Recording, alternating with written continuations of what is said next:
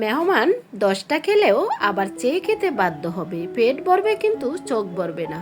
এমন মজাদার ও লোভনীয় নাস্তার রেসিপি একবার বানালে সবাই রেসিপি জানতে চাইবে। আর সাথে থাকছে পানি ছাড়া গরুর মাংসের কষা। নিজের মাংসের পানিতেই ধীরে ধীরে কষিয়ে তৈরি হবে অসাধারণ স্বাদের ঝোল ঝোল কষা মাংস। একবার এই কম্বিনেশন বানিয়ে দেখুন, পরিবারের সবাই বারবার খেতে চাইবে। মেহমান এলে প্রশংসা করতে বাধ্যই হবে। হ্যালো এভরিওয়ান, আসসালামু আলাইকুম, welcome back to my channel.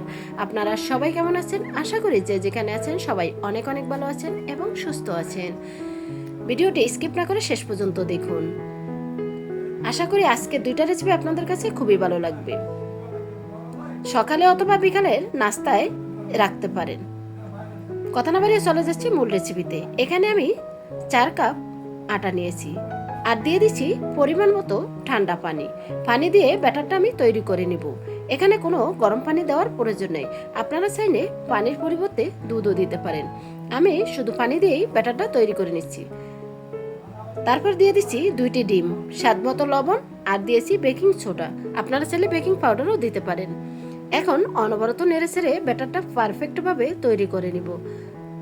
যত ভালো করে ব্যাটারটা তৈরি করতে পারবেন নাস্তাগুলো তত সফট এবং জালিদার হবে। তাই একটু সময় ধরেই ব্যাটারটা তৈরি করে নিচ্ছি। ভিডিওটি ভালো লাগলে একটি শেয়ার করে সবাইকে দেখার সুযোগ করে দিবেন। আর চ্যানেলে নতুন হলে চ্যানেলটি সাবস্ক্রাইব করে বেল অন করে রাখতে পারেন নিত্য নতুন সাধারণ জিনিস দিয়ে অসাধারণ রেসিপি পাওয়ার জন্য। আর সবাইকে অসংখ্য ধন্যবাদ লাইক দিয়ে ভিডিওটি দেখার জন্য। এখন আমি ব্যাটারটা পাতলা হয়ে গেছে আমার মনে হচ্ছে, তাই অল্প অল্প আবারও আটা দিয়ে আমি ব্যাটারটা তৈরি করে নিচ্ছি।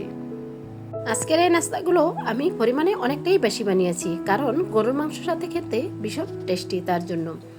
তা ব্যাটারটা আমি রেডি করে রেস্টে রেখে দিছি। এর ফাঁকে আমি গরুর মাংসগুলো রান্না করে নিব। এখানে আমি হাড় সহ 2 কেজি গরুর মাংস নিয়েছি। অফ ক্যামেরায় আমি মরিচ এবং পেঁয়াজ কেটে নিয়েছি। চলে আসলাম কিচেনে। তেল দিয়ে দিচ্ছি পরিমাণ মতো পেঁয়াজ কুচি, দিয়ে পেঁয়াজটা হালকা করে ভেজে নিব। বেশি ভাজার কোনো প্রয়োজন নেই, হালকা করে ভেজে নিছি। ঠিক এইভাবে গরুর মাংস রান্না করে আপনারা দেখতে পারেন, খেতে কিন্তু ভীষণ টেস্টি, এক ফোঁটাও পানি লাগবে না। মাংসের থেকে যে পানিটা বের হবে সেটা দিয়েই অসাধারণ রান্না হয়ে যাবে। পেঁয়াজগুলো হালকা ভাজা হয়ে গেছে। এখানে আমি দারচিনি, তেজপাতা, এলাচ তেলের ভিতরে 2 মিনিট ভেজে নিব, তাহলে ফ্লেভারটা খুবই সুন্দর আসবে। বন্ধুরা, ভিডিওর মাঝে এবং ভয়েসের মাঝে ভুল ত্রুটি হলে ক্ষমার দৃষ্টিতে দেখবেন। আর ভিডিওটি স্কিপ না করে শেষ পর্যন্ত দেখুন, তাহলেই মজাদার নাস্তাটি আপনি দেখে বাসায় ট্রাই করতে পারেন। মশলা দিয়ে পেঁয়াজের সাথে কিছুক্ষণ ভেজে নিচ্ছি। এখন দিয়ে দিচ্ছি গরুর মাংসগুলো। গরুর মাংসগুলো কিন্তু আমি অফ ক্যামেরায় কেটে ভালো করে ধুয়ে পানিটা ছেঁকে নিচ্ছি। এখন তেলের ভিতরে 5 মিনিট আমি ভেজে নিব। আমরা তো সবসময় হাতে মাখিয়ে গরুর মাংসটা রান্না করি, একবার এভাবে রান্না করে খেয়ে দেখতে পারেন। 5 মিনিট তেলের ভিতরে মাংসটা ভাজা হয়ে গেছে। এখন আমি এক এক করে সবগুলো উপকরণ দিয়ে দিচ্ছি প্রথমে 1.5 টেবিল চামচ হলুদের গুঁড়া, 3 টেবিল চামচ গরুর মাংসের রাঁধুনি মশলা, স্বাদ মতো লবণ, তারপরে অ্যাড করে দিচ্ছি ভাজা জিরার গুঁড়া 1 টেবিল চামচ, ধনিয়ার গুঁড়া 1 টেবিল চামচ। আর এখানে আমি আদা, রসুন, পেঁয়াজ একসাথে পেস্ট করে নিয়েছি, তাই পরিমাণ মতো দিয়ে দিচ্ছি। 2 কেজি মাংসের সাথে যতটুকু পরিমাণ লাগবে ঠিক ততটুকুই আমি দিয়ে দিচ্ছি। এখানে বড় সাইজের একটি রসুন, 4টি পেঁয়াজ আর 1 টুকরো আদা পেস্ট করে নিয়েছি। এখন অনবরত আবারও কিছুক্ষণ নেড়ে ছেড়ে নিচ্ছি। এখানে আমি আবারও 10 মিনিট কষিয়ে তারপরে মরিচের গুঁড়াটা দিব। আজকের রান্নাটা একটু আলাদা করেছি, খেতে কিন্তু ভীষণ টেস্টি, আপনারা চাইলে এইভাবে রান্না করতে পারেন। সবসময় একঘেয়েমি রান্না না করে একটু ডিফারেন্টভাবে রান্না করলে খেতেও কিন্তু ভীষণ টেস্টি হবে। নেড়ে ছেড়ে ঢাকনা দিয়ে রেখে দিচ্ছি প্রায় 7 মিনিট। 7 মিনিট পর ঢাকনা তুলে আবারও নেড়ে ছেড়ে নিচ্ছি। আর এখানে দেখতেই পাচ্ছেন মাংস থেকে অনেকটা পরিমাণে পানি বের হয়েছে। এখন অ্যাড করে দিয়েছি 2 টেবিল চামচ কাশ্মীরি মরিচের গুঁড়া। এই মরিচের গুঁড়াটা দিলে কালারটা খুবই সুন্দর আসে। এখন মরিচের গুঁড়াটা দিয়ে আবারও কিছুক্ষণ কষিয়ে নেব।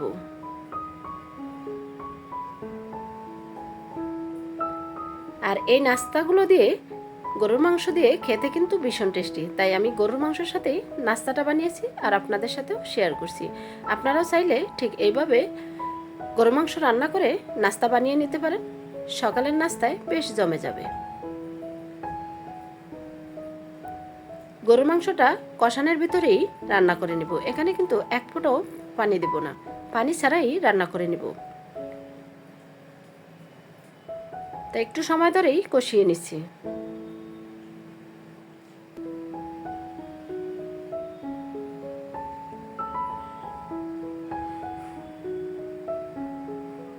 এখন আমি ঢাকনা দিয়ে কিছুক্ষণ ওয়েট করছি।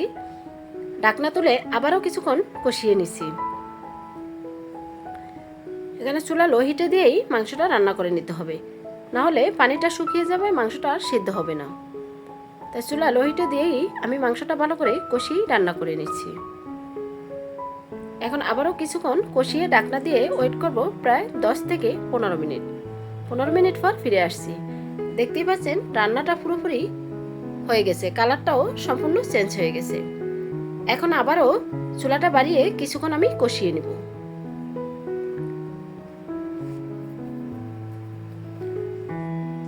মাংস যত কষাবেন ততই কিন্তু স্বাদ বেড়ে যাবে, তাই এখানে সময় ধরেই আমি কষিয়েই মাংসটা রান্না করে নিচ্ছি।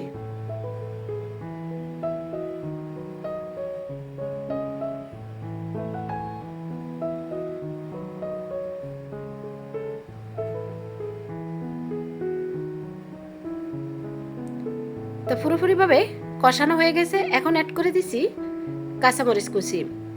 সবার শেষে কাঁচামরিচটা দিলে ফ্লেভারটা খুবই সুন্দর আসে, তাই খেতেও ভীষণ টেস্টি হয়, তার জন্যই আমি কাঁচামরিচটা শেষে দিয়েছি।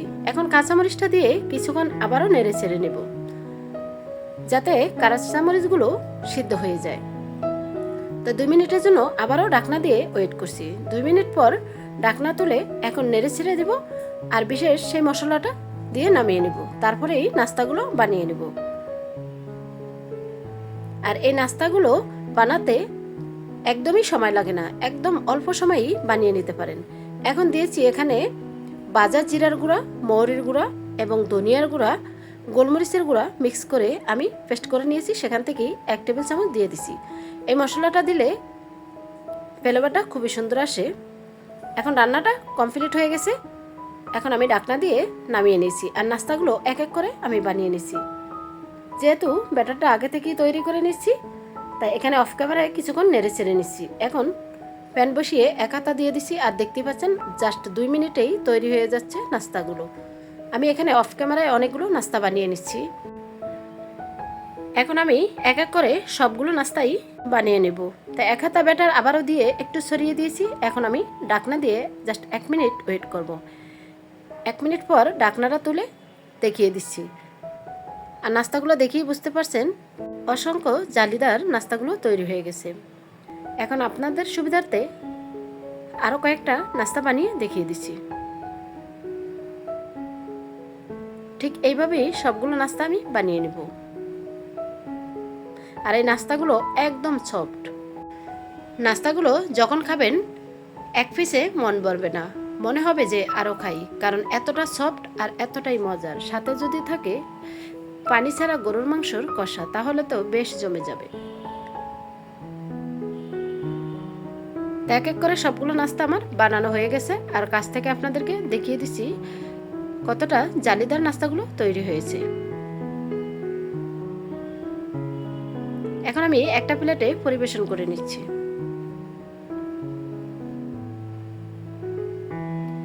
এখানে 4 কাপ আটা দিয়ে অনেকগুলো নাস্তাই তৈরি হয়েছে। আপনারা যদি নাস্তার পরিমাণ বেশি বানাতে চান তাহলে ডিমের পরিমাণটা বেশি দিবেন, আটার পরিমাণটাও বেশি দিবেন। তা এখন গরুর মাংস দিয়ে একটা প্লেটে সাজিয়ে দেখিয়ে দিচ্ছি। এই নাস্তাগুলো ছিল আজকে সকালবেলার।